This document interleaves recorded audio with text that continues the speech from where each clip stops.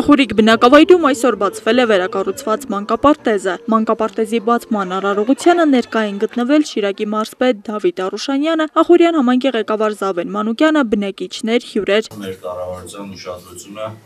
միտված է մանկապարտեզներին, դպրոցներին, քույրական հաստատություններին, համայնքները ավելի ծիկ պահելու ու կրթված սերունդ ունենալու համար։ Շնորհավորում եմ բոլորիս օրվա կապակցությամբ եւ մաղթում, որ մեր այս նախակրթարանում նախակրթական ուսում ստացող սերունդը դպրոց մուտք գործելու պես տարբերվի եւ բոլորը մեծանան, լինեն լավ մասնակիցներ։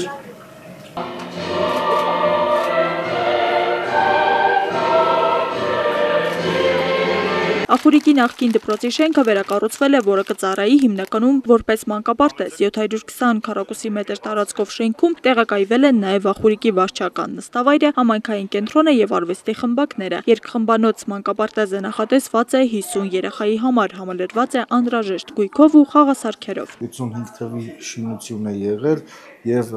կատարվել է նորոգման աշխատանքներ, որի արդյունքում եւ մանկապարտեզն է տեղակայվել այս շենքում եւ համայնքային կենտրոնը եւ վարչական ղեկավարի նստավայրը, ինչպես նաեւ գրադարանը։ Ծրագիրը սուբվենցիոն է, արժեքը 108 միլիոն դրամ, որից 70%-ը կառավարության, 30%-ը համայնքի ներդրումն է։ Հատուկ շնորհակալություն հայտնեմ կառավարությանը։ Իհարկե հարևան համայնքներից գալու են, երկու խումբը գործելու է, հարևան Ղարիբճանյան եւ Գետք համայնքներից երեխաներ են հաճախելու այստեղ։ Շատ շնորհակալ ենք համայնքապետից, որ այսպիսի հրաշք մանկապարտեզ տվեց մեր փոքրիկ սանիկներին։ Երկար սպասելուց հետո էսի կդի բացվեր 35 տարի առաջ, նույն մանկապարտեզ։ Քանի տարի է ուզում էին, որպեսզի բացեին մանկապարտեզ, բայց չէր ստացվում պայմանների պատճառով, բայց հիմա շատ շնորհակալ ենք։ Լավ պայմաններ են, շատ սիրուն են, սպասում ենք երեխաների մուտքին։ Մարզպետ Արուշանյանն արձանագրեց բաց թողումներ, որոնք կվերածվեն մեկ շաբաթում։ Այս մանկապարտեզը Ախուրյան համայնքի թվով 6-րդ նորաբաց հաստատությունն է։ Այս պահին համայնքում գործում է 20 մանկապարտեզ։ Մի քանի օրից կբացվեն եւս 2-ը Շիրակ եւ Արամապերտ բնակավայրերում։ Աստղիկ Խաչատրյան, Խան Հովհաննիսյան, այսօր։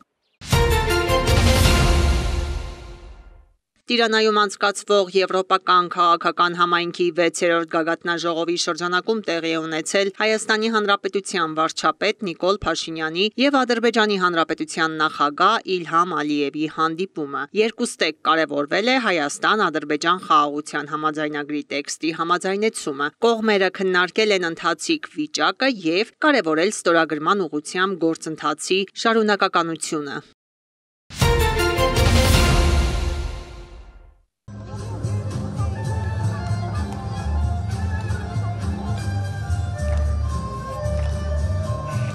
Վարչապետ Նիկոլ Փաշինյանը Տիրանայում մասնակցել է Եվրոպական քաղաքական համայնքի 6-րդ գագաթնաժողովի բացման արարողությանը։ Գագաթնաժողովին մասնակիցներին, այդ թվում վարչապետ Փաշինյանին, դիմավորել է Ալբանիայի վարչապետ Էդի Ռաման։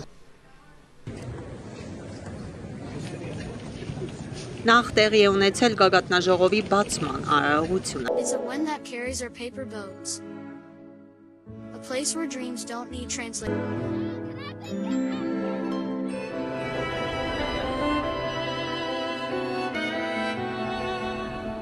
Art, music, and vibrant culture ahead of its time. And vision. Welcome to Albania. Willkommen in Albanien. Вітаємо в Албанії. Այնուհետև կայացել է գագաթնաժողովի մասնակիցների տեսալուսանկարահանման արարողությունը, որից հետո կայացել է առաջին լիագումար նիստը։ Գագաթնաժողովի շրջանակում վարչապետ Փաշինյանը մի շարք հանդիպումներ է ունեցել արտերկրի գործընկերների հետ։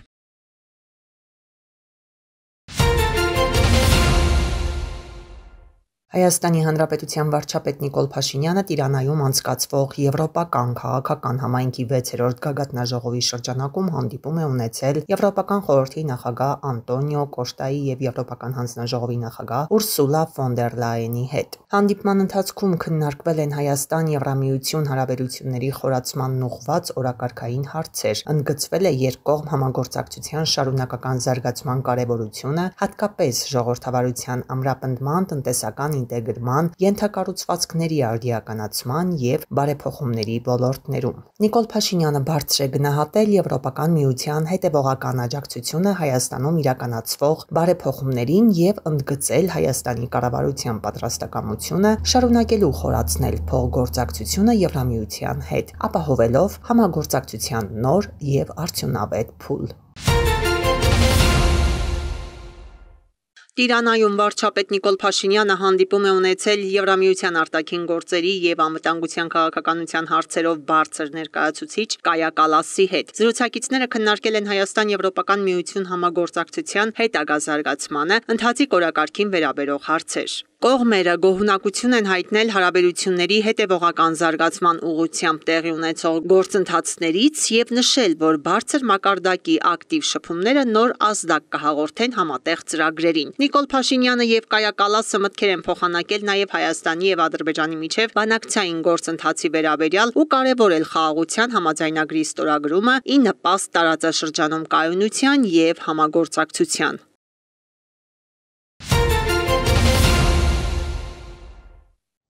Ղազախստան կատարած պաշտոնական այցի շրջանակում Հայաստանի Հանրապետության ազգային ժողովի նախագահ Ալեն Սիմոնյանն այցելել է քաղաքական բռնաճնշումների և տոտալիտարիզմի զոհերի Ալժիր հուշահամալիր, որտեղ իր հարգանքի տուրքն է մատուցել 1930-ից 1950 թվականների բռնաճնշումների ժամանակահատվածում ճամբար ակզորված կանանց հիշատակին։ Ըստ թանգարանի տվյալների, բանտարկվածների թվում եղել են նաև շուրջ 80 հայ կանայք։ Ալեն Սիմոնյանը ծաղիկներ է դրել նաև հայ կանանց հիշատակին նվիրված հուշակոթ հողին։ Ազգային ժողովի նախագահ Ալեն Սիմոնյանը գրառում է կատարել թանգարանի պատվավոր հյուրերի հուշամատյանում։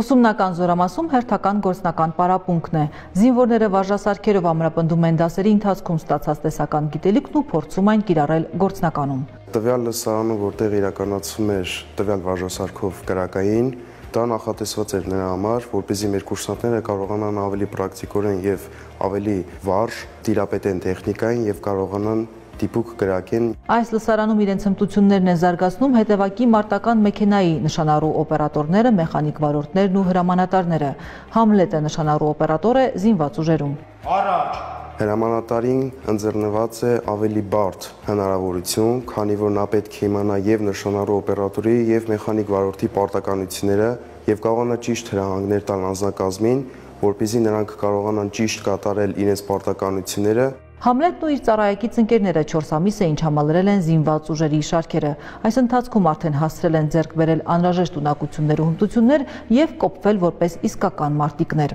Իմ ծառայության ընթացքում այս կարճատև ես կարողացել եմ ավելի տեսականորեն եւ պրակտիկորեն ուսումնասիրել իմ մասնագիտությունը, կարողանամ որոշ առումով իմ ֆիզիկական ակտիվությունը ավելացնել եւ կարողանալ կատարել հրամանները։ Երիտասարդ տղան ամեն օր տքնաջան աշխատանքի եւ կարգապահության շնորհիվ լավ արդյունքի է հասել, իսկ զինվորական համազգեստն էլ ավելի է պարտավորեցնում իր առաքելությունն իրականացնել պատվով եւ մեծ նվիրումով։ Տվյալ համազգեստը, որը ես հիմա կրում եմ, դա իմ համար եւս մեծ պատիվ է եւ պատասխանատվություն է, քանի որ ես հետագայում դառնալու եմ այն մարդկանցից մեկը, ով կկարողանա հայրենիքին թեկուզ որոշ չափով օգնություն ցուցաբերել եւ իմ մասնագիտական գիտելիքների իմացության շնորհիվ կարողանամ օգնել բանակին։ Բանակում բացի տեսական եւ գործնական պարապմունքներից զինվորները բավականին երկար ժամանակ են տրամադրում նաեւ ֆիզիկական մարզվածության զարգացմանն ու կատարելագործմանը։ Ֆիզիկական պատրաստությունը մեծ դեր ունի մեր առօրյայում, քանի որ զինվորը ոչ միայն տեսականորեն եւ պրակտիկորեն պետք է լինի պատրաստ, այլ նաեւ ֆիզիկապես։ Մհեր Գորգոյանն էլ հետևակի մարտական մեքենայի հրամանատար է։ Երիտասարդ տղան շուրջ 3 ամիս ինչպես ֆիզիկապես, այնպես էլ հոգեպես է կոփվել ու ամրացել։ Ճկուն լինելն ու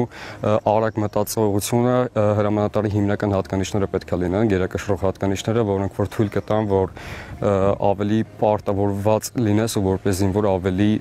աչքի ընկնես լավ վիճակում։ Մհերն ապագա ճարտարապետ է, մինչ բանակ զորակոչվելն ընդունվել է Միացյալ Նահանգների ուսումնական հաստատություններից մեկը։ Ասում է, ծառայությունից հետո մեկնելու է ուսումը շարունակելու, սակայն մինչ այդ անվերապահորեն եւ անձնվիրաբար կատարելու է իրեն վստահված ցանկացած խնդիր։ Ինչից է սկսվում ծառայությունը, իմ համար սկսվում է թիկունքում գտնվող ընտանիքից ու թիկունքում գտնվող ընկերներից։ Դրանից հետո արդեն սովորելուց ու ըմբռնումից ծառայության մասին հասկանալուց, այս ծառայության ընթացքում պարտավորվում եմ իմ մեծ ներդրումն ունենալ այստեղ եւ սովորեցնելով անձնակազմին ինչի մասին ես արդեն այստեղ եկացել եմ։ Հրաձգարանում էլ հրաձգային ջոկերի ապագա սերժանտ հրամանատարներն են։ Սերյոժան հրաձգային ջոկի ապագա կրտսեր հրամանատարը երիտասարդ տղան անկեղծանում է, երբևէ չէր մտածի, որ այսչափ կսիրի եւ կնվիրվի զինվորական ծառայությանն ու իր մասնագիտությանը։ 5 ամիս է սիրահարված եմ բանակին եւ զինվորական պատրաստությանը, քանի որ ինքը ամեն ինչ իմ համար շրջադարձային եղավ, սկսած ֆիզիկական պատրաստությունից մինչեւ նոր ծանոթություններ, նոր մարտիկ, ամեն ինչ շրջադարձային էր։ Զինվորները մեծ սիրով մասնակցում են պարապմունքներին, մանավանդ գործնական եւ կրակային պատրաստության, ունեն մեծ հետաքրքրություն զենքի հանդեպ, կրակայինի հանդեպ։ Հիմա կատարում ենք երկրորդ ստուգողական հրաձգային վարժություն, այսինքն ցանկացած զինծառայող վարժտում գտնվող գումարտակում գտնվող պիտի կատարի վարժությունը։ Ըստ դրա մենք հասկանում ենք, թե ինչ պատրաստվածության աշխան ունի մեր ամեն զինծառայողը, քանի որ պատրաստությունը անհատական է։ Եվ ըստ դրա հասկանալու ենք, թե հետագա շաբաթների ընթացքում ինչ ուղղությամբ պիտի աշխատենք գերազանց արդյունքին հասնելու համար։ Ուսումնական փուլի ավարտին քննությունները հանձնելուց հետո զինվորները կստանան մասնագիտական կարգ եւ կտեղափոխվեն հիմնական ծառայության վայր, որտեղ էլ արդեն իրենց վստահված փոքրիկ անձնակազմին կփոխանցեն իրենց ստացած գիտելիքն ու հմտությունները։ Օրգանիզմի համար առավել փոքր սթրես, մեծ կտրվածքի փոխարեն ընդամենը փոքրիկ սպի, առավել փոքր հետվիրահատական շրջան եւ ավելի քիչ ռիսկեր։ Սա է լապարասկոպիկ եւ բաց վիրահատությունների տարբերությունը։ Զինվորի տանն արդեն կատարվում են նաեւ լապարասկոպիկ եղանակով վիրահատություններ։ Բելգիայի թագավորության նվիրաբերված լապարասկոպիկ գործիքակազմը թույլ է տալիս իրականացնելու լապարասկոպիկ վիրահատություններ, որոնք համարվում են ամբողջ աշխարհում այսօր քիչ ինվազիվ, փոքր մուտքային եղանակով, հիմնականում որովայնի խոռոչին մի շարք վիրահատական միջամտություններ իրականացնելու։ Բելգիայի թագավորության հետ սա զինվորի տան առաջին գործակցությունը չէր։ Առաջին դրամաշնորհային նվիրատվությունը հենց զինվորի տան վիրահատարանի ստեղծմանն էր ուղղված։ Այդտեղից էլ գաղափար առաջացավ հենց եւ հավատ, եւ հույս, եւ համարձակություն վիրաբուժական բաժին հիմնելու համար։ Սա առաջին փուլն էր, որը որ իրականացվեց եւ քանի որ ծրագիրը շատ հավանության էր արժանացել եւ զինվորի տան տարբեր այցեր շատ հուզել էին եւ ոգևորել էին տարբեր պատվիրակությունների ներկայացուցիչների, քննարկումների ժամանակ որոշում կայացվեց, որ երկրորդ անգամ նույնպես այս ծրագրից մենք կարող ենք դիմել։ Արդեն երկրորդ անգամ դրամաշնորհային ծրագրին զինվորի տունը մասնակցեց զինվորական հաշմանդամություն ունեցող անձանց սոցիալական ծառայության, հոգեբանական աջակցության եւ լապարասկոպիկ վիրահատությունների համար նախատեսված գործիքներ ձեռք բերելու համար։ Հազարավոր զինհաշմանդամների կյանք կարողացանք բարելավել, փոխել այս դրամաշնորհի շնորհիվ։ Եվ այսպես 2023 թվականի դեկտեմբերից մինչև 24-ի դեկտեմբեր ընկած ժամանակահատվածում ուղիղ 1 տարի Բելգիայի թագավորության տրամադրած դրամաշնորհի աջակցությամբ գործել է զինվորի տան սոցիալական ծառայությունը։ Հոգեբանական ծառայության 3 ամիսները նույնպես եղել են նույն դրամաշնորհի ֆինանսական աջակցությամբ եւ ձեռք են բերվել այս չափազանց կարևոր գործիքները, որոնց միջոցով կատարվում են լապարասկոպիկ վիրահատություններ։ Լապարասկոպիկ վիրահատությունների հետ կապված նաև բարդությունների աստիճանն է անհամեմատ ավելի ցածր, մասնավորապես թե արնասությունների առումով, թե էլի կրկնեմ վերքի ինֆեկցիան առումով անհամեմատ ավելի ուրեմն փոքր բարդություններ ունեն։ Լապարասկոպիկ վիրահատությունների դեպքում հիվանդանոցային մահճակալային շուրջ 10 օրերը կարող են կրճատվել հասնել 1-2-ի։ Մարդիկ իրենց բնականon կյանքին են վերադառնում անհամեմատ ավելի շուտ եւ առանց մեծ սպիերի։ Մենք շատ շնորհակալ ենք Բելգիայի թագավորությանը այս հնարավորության համար, որը որ մեծ բան էր զինվորի տան համար։ Բելգիայի թագավորությունն առաջին ոչ հայկական կառույցը կամ միավորն էր, որ նման մեծ աջակցություն ցուցաբերեց զինվորի տանն ու զինվորական հաշմանդամներին։ Ուզում եմ նշել, որ այստեղ նաև մեր դեսպանների եւ մեր պատգամավորների նաև աշխատանքներ, խնդրի ներկայացումներ, որը իրականացվել էր։ Այս երկու խոշոր դրամաշնորհները մարդասիրական մեծ քայլ էին ուղղված այն տղաներին, ովքեր երբևէ ոչ ոքի օգնության կարիքը չէին ունեցել, բայց հանգամանքների բերումով հայտնվել էին այն իրավիճակում, որը Բելգիայի թագավորության ներկայացուցիչները գնահատեցին ճիշտ մարդասիրական տեսանկյունից։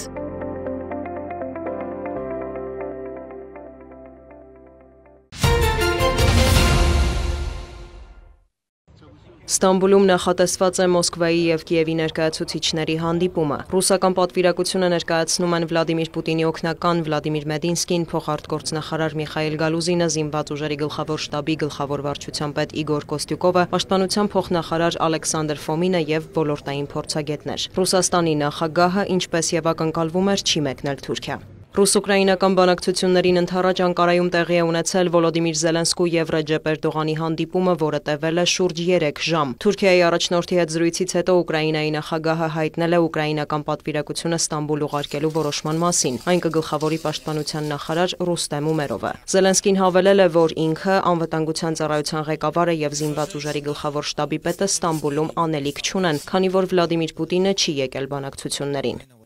Հարգելով Դոնալդ Թրամփին եւ Ռեջեփ Էրդողանին, ցանկություն ունենալով առաջին քայլերն անել դեէսկալացիայի ուղղությամբ, Ուկրաինան պատվիրակություն է ուղարկում Ստամբուլ։ Սակայն կարծում եմ Ռուսաստանը լուրջ չի վերաբերվում այս հանդիպումներին եւ չի ցանկանում դադարեցնել պատերազմը։ Մոսկվան անհարգալից վերաբերմունք է ցուցաբերում, այդ թվում Վաշինգտոնի եւ Անկարայի նկատմամբ։ Այնուհանդերձ ուկրաինական պատվիրակությունը Ստամբուլում կլինի նաեւ մայիսի 16-ին, հանդիպումներ կանցկացվեն ամերիկյան, թուրքական եւ անպայման ռուսական կողմերի հետ։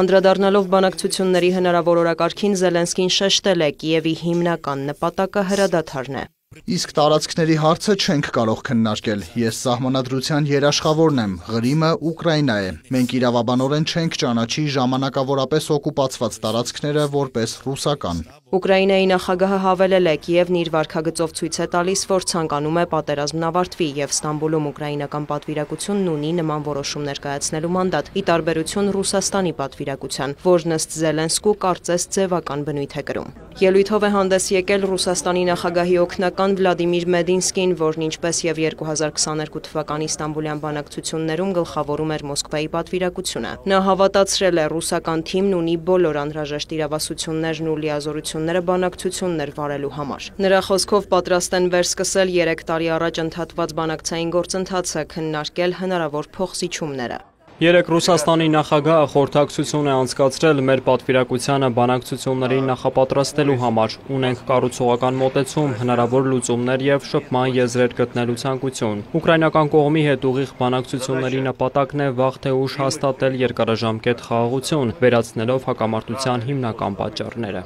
Ռուս-ուկրաինական բանակցությունները մեկնաբանել է Դոնալդ Թրամփը։ Մինչև Պուտինի հետ չհանդիպենք, բանակցություններում առաջընթաց չի լինի, հայտարարել է ԱՄՆ նախագահը Կատարից Արաբական Միացյալ Էմիրություններ ճանապարհին։ Ավելի վաղ նա չէր բացառել, որ կմասնակցի Ստամբուլյան քննարկումներին, բայց եթե Ռուսաստանի նախագահը լինի Թուրքիայում։ Սպիտակ տան ղեկավարը հավելել է, պատրաստ է մայիսի 16-ին էլ մեկնել Ստամբուլ, անհրաժեշտության դեպքում մասնակցելու ռուս-ուկրաինական կարգավորման բանակցություններին։ Հայտնի է, որ Վաշինգտոնի թիմն առավոտվանից Թուրքիայում է, ԱՄՆ պետքարտուղարն արդեն հանդիպել է Ուկրաինայի արտգործնախարարի հետ։ Ակնկալվում է, որ մայիսի 16-ին նրանց կմիանան նաև հատուկ բանագնացներ Սթիվ Ուիտկոֆը եւ Քիթ Քելոգը։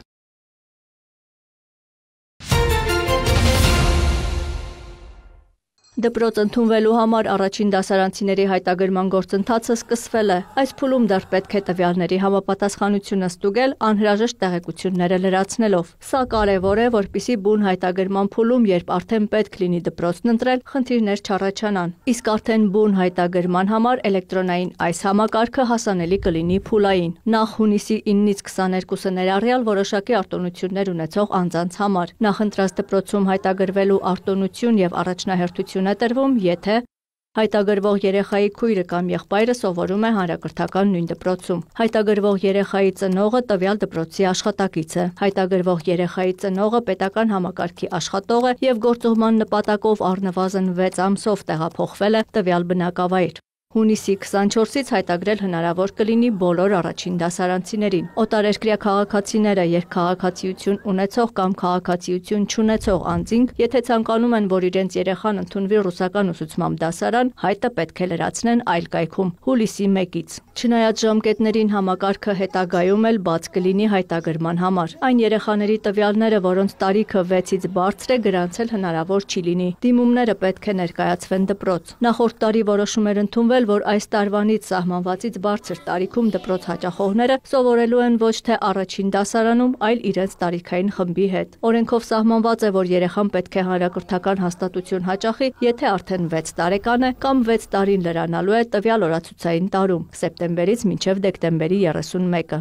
Շատ ծնողներ շրջանցում էին այդ պահանջը, համարելով, որ նա դեռևս փոքր է։ Իսկ կա տվյալ, թե 6 տարեկան քանի երեխա այնուամենայնիվ նախորդ տարի դպրոց չի գնացել ու հիմա բարձր դասարան պետք է ընդունվի։ Նախարարի տեղակալն ասում է, ամեն տարի 6 տարեկանում դպրոց չգնացող երեխաների քանակը եղել է մոտ 3000։ Այս տարի էլ պատկերը գրեթե նույնն է։ Ստացվում է նոր կարգավորումը չի արդարացրել իրեն։ Սվաջյանը կարծում է գնահատելը վաղ է։ Երբ մենք ամփոփենք ընդունելության արդյունքները, կասենք, թե քանի 7 տարեկան երեխա է ընդունվել երկրորդ դասարան միանգամից, որովհետև այն թիվը, որն արկա է,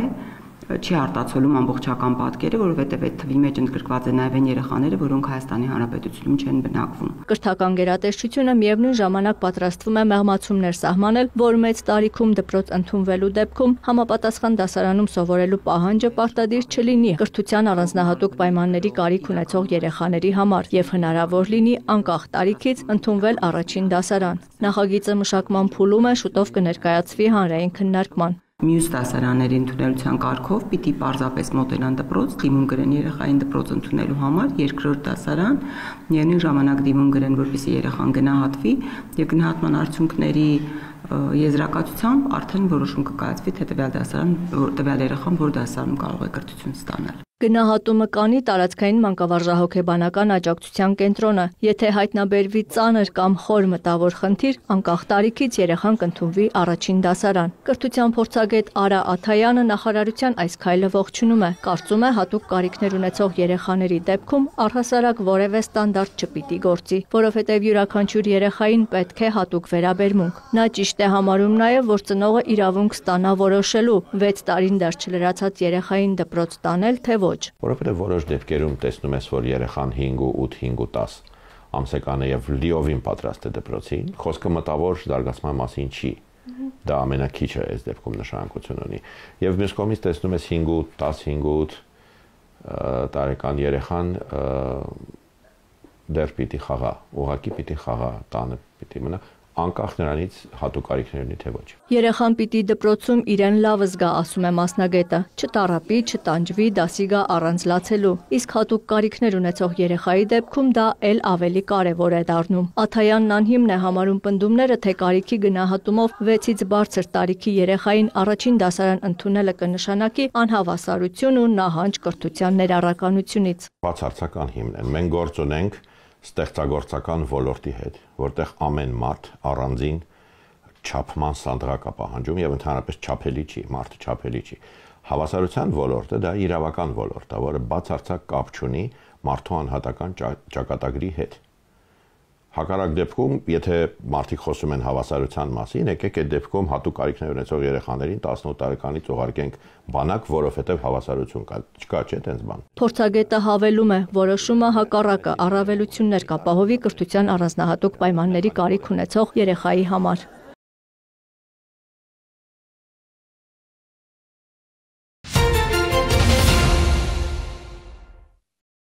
Տեղեկացնում եմ, որ մեր մոտ վթար է տեղի ունեցել։ Պոչատար խողովակաշարում, երկրորդ ջուկ է։ Զանգեզուրի պղնձամոլիբդենային կոմբինատից ահազանգը ստանալուն պես վթարի վայր են հասնում Սյունիքի մարզային փրկարարական վարչության մի քանի մարտական հաշվարկները։ Բարեբախտաբար մաշված խողովակն ու վթարը պայմանական են, իսկ գործողությունները ուսումնավարժանքի պահանջ։ Տարվա ընթացքում յուրաքանչյուր արտադրական ձեռնարկությունում նախատեսված է գոնե առնվազն մեկ անգամ անցկացնել այսպիսի հատուկ տակտիկական ուսումնավարժություններ։ Պայմանական վթարը տեղի ունեցել Կապանից մոտ 12 կիլոմետր հեռավորության վրա, այնտեղ որտեղ բարձր ճնշման պոչատար խողովակաշարն անցնում է դյուկերային անցումներով ու բարդ թեքություններով, վթարներն անխուսափելի են, իսկ այս տեսակ ուսումնավարժանքները խիստ կարևոր, ընդգծում են մասնակիցները։ Վթարներից ոչ մեկ ապահովագրված չի, սուտ կլինի, եթե ասենք վթար չի լինում, բայց մեր խմբով, պատրաստ կազմով, էլ գազիառակցողներով, փականագործներով ամեն րոպե թե եղանակային տարբեր պայմաններում կարևոր չէ թե գիշերը լինի ցերեկը լինի կազմ պատրաստ, նրանք պատրաստ են մոտակա կես ժամ, մի ժամում վթարը վերացում է։ Զանգեզուրի պղանձամոլիբդենային կոմբինատի պոչամբարային տնտեսության վթարավերականգնողական խումբը տարիներ շարունակ համագործակցելով փրկարարների հետ այնքան է հմտացել, որ անգամ վթարային իրավիճակներում կարողանում է արագորեն կողմնորոշվել ու համապատասխան քայլեր ձեռնարկել, աշխատում են 24-ժամյա ռեժիմով։ Վերջին տարիներին նման ահազանգեր չենք ստացել, այսպիսի իրավիճակներ մենք հիմնականում փորձում ենք իրականացնել միայն ուսումնավարժությունների տեսքով։ Վթարի դեպքում պոչանքը նախ պահուստային պոչատար կամ ավազան է ուղղվում, այդ ընթացքում եռակցողները հասցնում են վերացնել խնդիրը։ Մհեր Գևորգյանն ասում է, համակարգված աշխատանքի շնորհիվ իրենք կարողանում են շրջակա միջավայրի վրա հասցվող վնասը նվազեցնել։ Անընդհատ կատարվում է ստուգաչափումներ, խողովակի պատերի հաստություն, որոշում, որտեղ պետք է ամրացումներ կատարվի, կառուցվել են վթարային ավազաներ, որպեսզի վթարի դեպքում պոչանքը ուղղորդվում է վթարային ավազան։ Անգամ եղանակային վատ պայմանները չխանգարեցին ուսումնավարժանքին։ Աշխատանքներում ներգրավել էին Զանգեզուրի պղնձամոլիբդենային կոմբինատի լեռնափրկարաները, վթարավերականգնողական խումբը, Քաջարանի հրշեջների ու մարզային փրկարարական վարչության օպերատիվ խմբերը։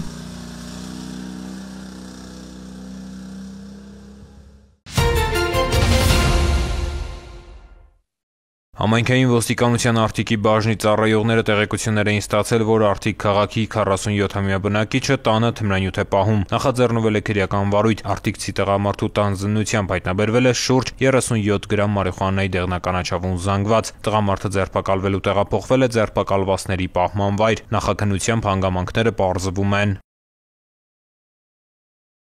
Համայնքային ոստիկանության աշտարակի բաժնի ծառայողները տեղեկություններ էին ստացել, որ Արտաշավան գյուղի 31-ամյա բնակիչը տանը եւ օժանդակ շինություններում ապօրինի պահում է ատրճանակ եւ ռազմամթերք։ Նախաձեռնվել է քրեական վարույթ։ Արտաշավանցու տան խուզարկությամբ հայտնաբերվել են թմբուկավոր ատրճանակ, ինքնաձիգի պահեստատուփեր եւ տարբեր տրամաչափի 172 փամփուշտ։ Նախաքննությամբ հանգամանքները պարզվում են։